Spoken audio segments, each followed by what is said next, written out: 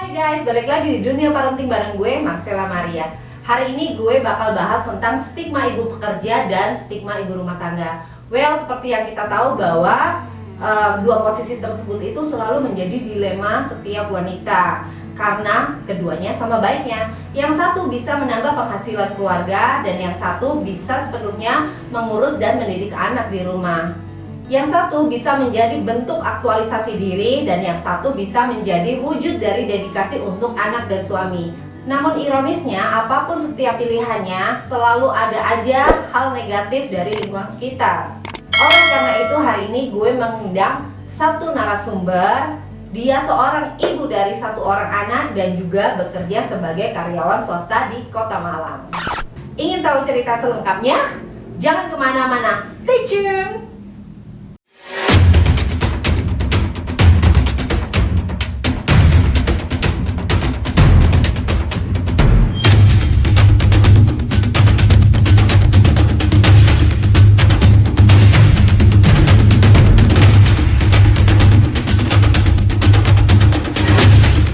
Oke guys, sekarang ini narasumbernya sudah datang. Mungkin sebelumnya kita perkenalan diri dulu ya guys. Walaupun sebenarnya aku udah kenal sama dia sih, karena dia ini kan saudara sepupuku. Cuman biar kalian lebih tahu dia ini siapa, monggo perkenalan diri dulu. Namanya siapa, umurnya berapa, dan mungkin pekerjaannya apa ini. Oke. Nama saya Dina, umur 30 plus. Ya, 30 plus ya. 30 plus. Pekerjaannya saya ibu dari satu orang anak. Sekarang usianya masih 29 bulan. Terus saya juga staf di salah satu perguruan tinggi yang ada di Malang.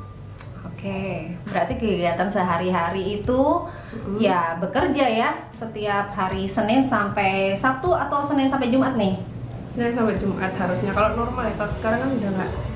Oh iya, karena ini ya, karena WFH jadinya hampir tiap hari akhirnya bekerja di rumah ya?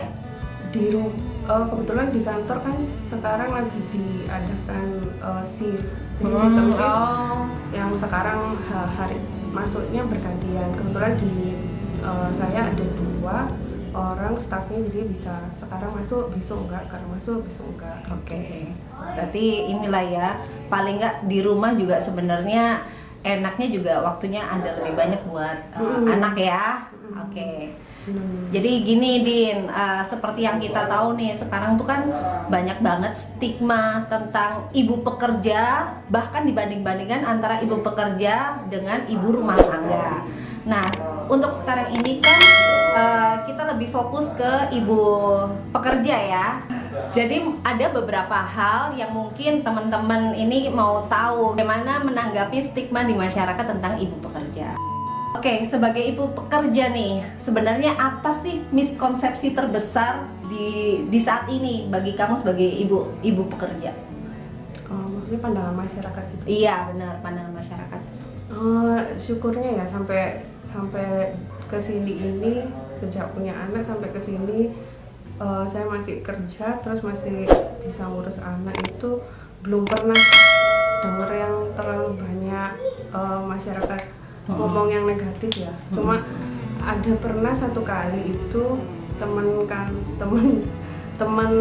dari suami itu pernah bilang, karena istrinya kan nggak kerja ya, ibu rumah tangga full, dia biasa orang tua kan suka membanggakan anaknya, misalnya anaknya sudah bisa ini, sudah bisa itu gitu. Iya. Waktu itu sih kita masih belum ada momongan waktu itu. Nah, waktu bercerita anaknya di sekolah bisa ini, sudah bisa nyanyi, teman-temannya belum, terus anaknya sudah bisa baca dulu, teman-temannya belum. Itu karena istriku tuh soalnya nggak bekerja gitu. Itu bicara langsung ke suamiku, bilang itu karena istriku nggak bekerja. Padahal posisinya suamiku itu, walaupun kita waktu itu masih belum punya momongan, kalau nggak salah waktu itu aku hamil atau masih hamil, pokoknya masih belum, anaknya belum lahir lah.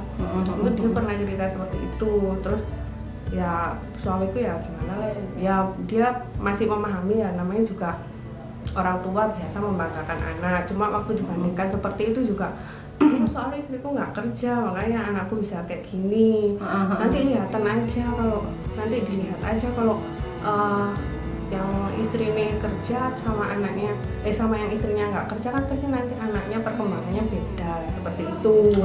Sempat ada yang bilang seperti itu, terus suami cerita satu kali itu sih yang yang paling maksudnya paling enak, paling ngerasa gitu, kok gitu ya gitu, kok gitu ya, masa nanti kalau kita punya anak bakalan kayak gitu. Memang ada beberapa kan di masyarakat, kita juga lihat beberapa dari anak-anak teman atau siapa itu mungkin yang orang tuanya kerja, memang kadangan ya nggak mesti sih, kadang ada anaknya yang perkembangannya cepet, ada yang mungkin agak lambat, tapi kan itu juga tergantung dari anaknya kan. Anak nggak bisa ditarget, harus milestone-nya sama teman-teman yang lain. Kita mikirnya cuma gitu aja, yang penting orang tua sudah berusaha semaksimal mungkin, tapi ternyata ada juga pandangannya yang seperti itu.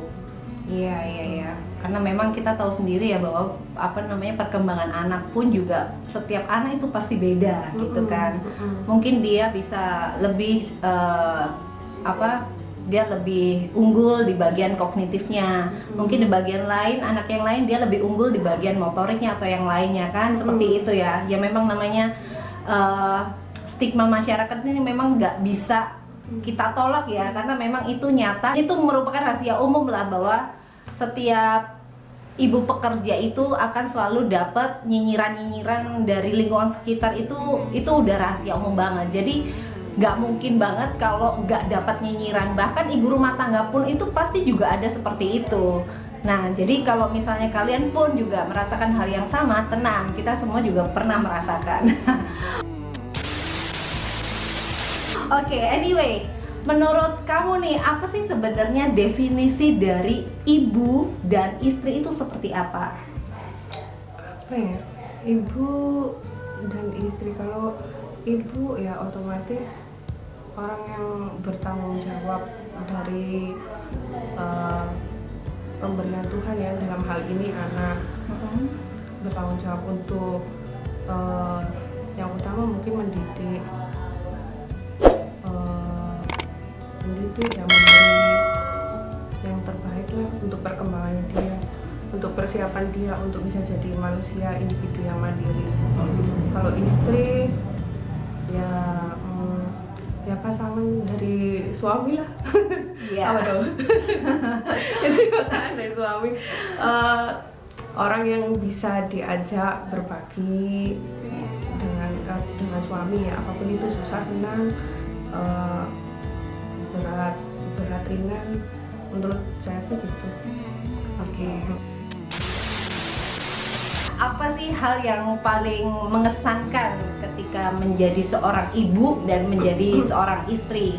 Dan saat timingnya kamu jadi ibu sekaligus jadi istri, pernah nggak sih ngalamin stres di saat timingnya tabrakan kayak gitu tuh? Tuh yang kayak misalnya nih contohnya kita lagi sibuk iniin anak, beres-beresin ininya anak, mungkin mainannya anak, atau lagi sibuk mandiin anak, terus suaminya dari jauh udah teriak-teriak, "Bu, mana ini kopinya? Bu, mana ini sarapannya?" Nah, pernah nggak sih mengalami hal seperti itu? Kalaupun pernah, bagaimana cara menyikapinya? Syukurnya sih sampai sejauh ini belum pernah ya seperti itu. Syukurnya suami paham gitu susahnya untuk ngerawat anak itu seperti apa. Jadi kalau lihat saya masih repot sih belum pernah dia minta tolong hal yang lain-lain gitu. Waktu 1 tahun itu juga untuk adaptasi suami istri. Ya dulu kita juga sudah berteman lama sih sebelum menikah. Maksudnya pernah pacaran juga, udah agak lama terus menikah.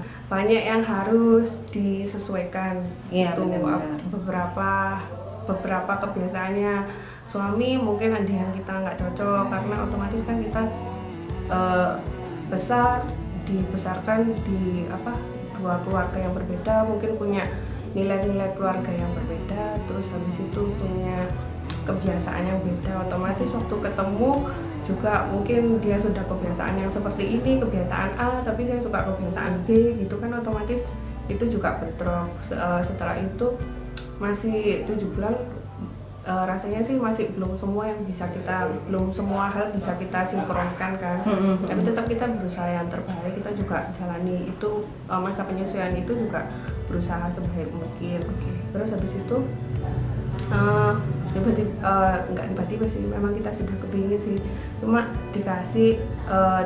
dikasih hamil waktu setelah 7 bulan menikah itu. Nah dari situ setelah anak lahir otomatis kebawa juga kan nilai-nilai yang mana dari keluargaku atau dari keluarga suami, kebiasaan-kebiasaan itu kan pasti ada yang berbeda juga kan. Kalau harusnya kalau anak masih kecil harusnya sumpama yang satu pakai bedong, yang satu enggak gitu kan, ada kayak gitu. Biasanya sih cuma masalah gitu-gitu aja sih, masuk perbedaan kebiasaan aja sih yang harus kita cari jalan tengahnya. Kalau nggak gitu kita googling lah bagusnya ternyata yang seperti apa gitu kan. Sekarang juga informasi banyak ya. Plus minusnya gimana, kalau kayak gini, kok kayak gitu gimana ya, kita berusaha komunikasikan gitu sih. Perbedaan gitu itu yang biasanya. Berarti memang setiap rumah tangga itu pasti ada tantangannya sendiri ya. Dan memang betul seperti yang Dina katakan ini, bahwa yang namanya dua kepala dijadikan satu gimana sih, kan ya susah ya. Makanya setiap ada masalah pasti ada solusinya. Dan yang paling penting itu komunikasi ya. Emang untuk komunikasi ini harus utama, apalagi kalau sudah ada anak maksudnya. Itu pasti akan jauh lebih menguras emosi lah. Kalau misalnya kita nggak bisa mengatur dengan baik juga pasti akan kebawa ya. Oke. Ada nggak sih sebenarnya mimpi yang belum terwujud sampai saat ini? Mungkin kan dulu kalau sebelum menikah itu maunya aku pengen punya mimpi kesini kesana, apa mau jadi ini mau jadi itu, pingin apalah gitu. Terus berhubung setelah menikah punya anak atau mungkin sekarang juga bekerja kan akhirnya udah sibuk banget. Mungkin ada nggak sih mimpi yang belum terwujud? Secara individu maksudnya, bukan secara keluarga. Secara individu. Iya, secara individu. Kalau secara individu sih, saya sih orangnya nggak muluk-muluk ya. Saya orangnya nggak muluk-muluk, biasanya ya yang penting. Kayaknya aku yang muluk-muluk ini. Enggak, maksudnya nggak yang yang muluk-muluk harus kepingin gitu sih. Cuma dari dulu waktu masih sekolah juga, waktu masih kecil kepinginnya bisa jalan-jalan, kepinginnya suka sering bisa jalan-jalan gitu. Kalau bisa lihat tempat-tempat di belahan dunia yang lain gitu. Karena kan selama ini kita juga mupleknya di sini aja gitu aja sih sebetulnya gitu. Iya. Cuman bukan berarti akhirnya setelah berkeluarga dan punya anak akhirnya menyurutkan mimpi, kan enggak ya. Kebetulan suami suka dandan juga. Berarti itu kode sih Pak suami, itu maksudnya kode gitu kan. Enggak, maksudnya kan walaupun kalian sudah berkeluarga, sudah punya anak, kan bukan berarti menyurutkan mimpi kan. Yang artinya dengan kalian berkeluarga pun ataupun punya anak masih bisa kok sebenarnya mimpi itu diwujudkan. Itu tergantung dari ya konsistensi kita untuk bagaimana cara mewujudkan mimpi itu, ya nggak sih? Ya kan, mungkin dengan menabung, mungkin dengan ya apapun itu, atau mungkin mau menambah penghasilan dari apapun itu kan bisa.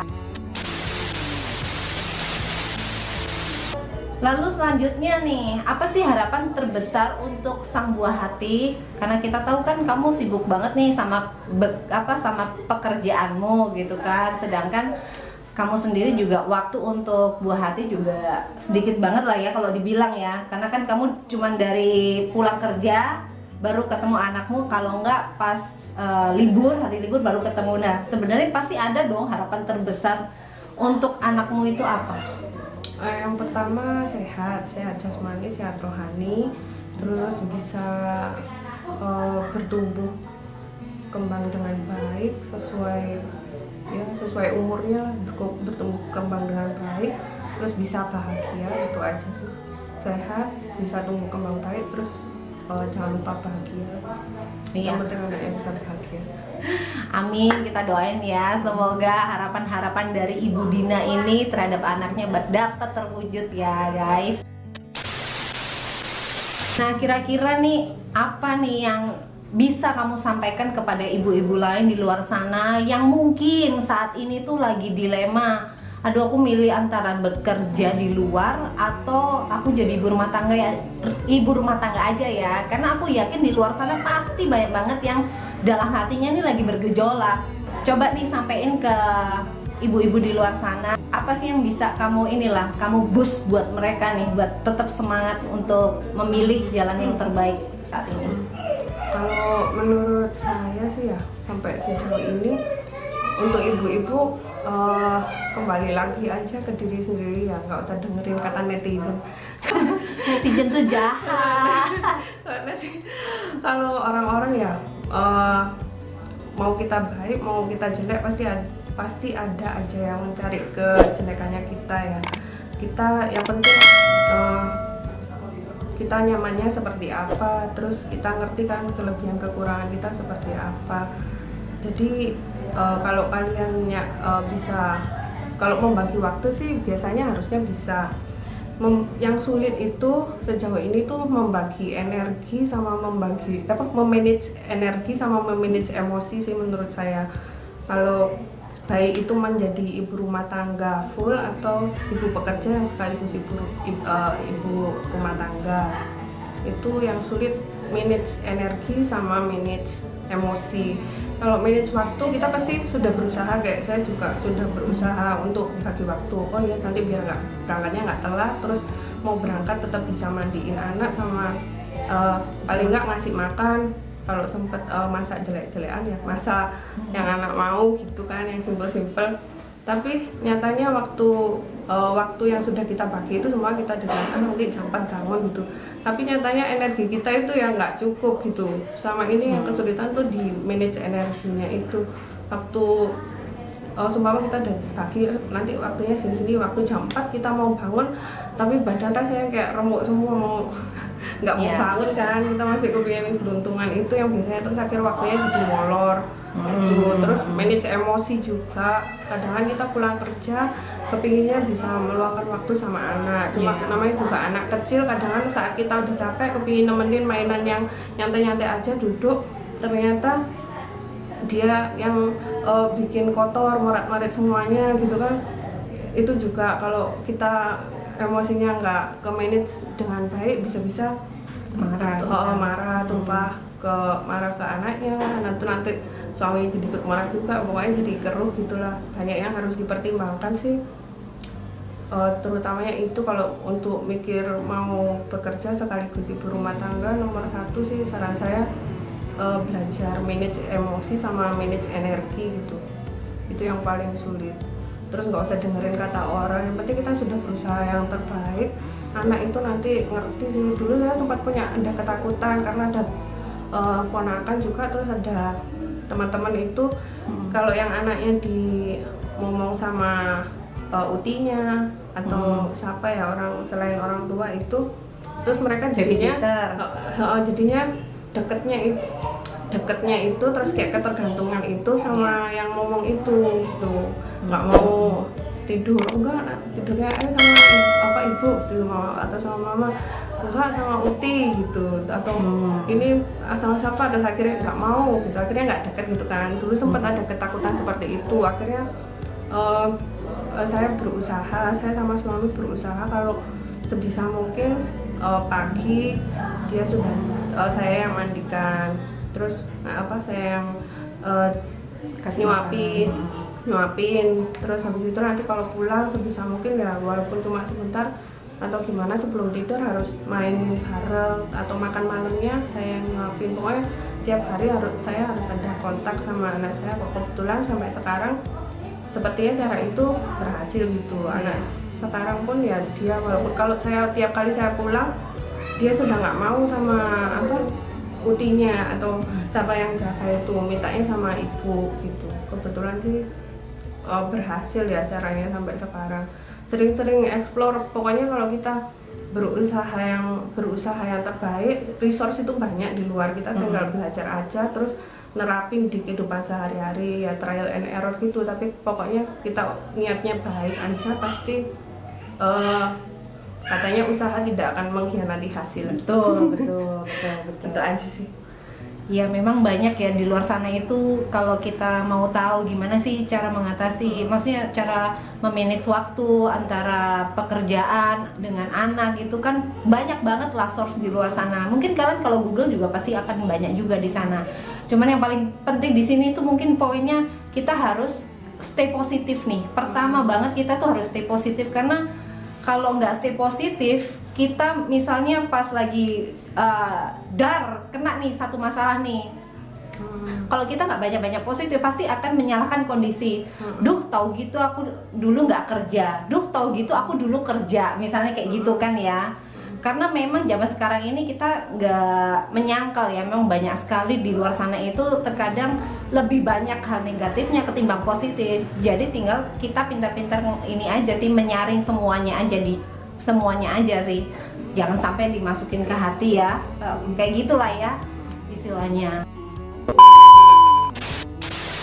Nah mungkin gitu aja dulu guys, sharing kita kali ini tentang bagaimana sih mengatasi stigma sebagai ibu pekerja. Dan ini kan sudah ada juga tadi jawaban dari narasumbernya, semoga bermanfaat buat kalian. Jadi jangan sampai kalian galau lagi mau pikir mau jadi ibu pekerja atau ibu rumah tangga gitu kan.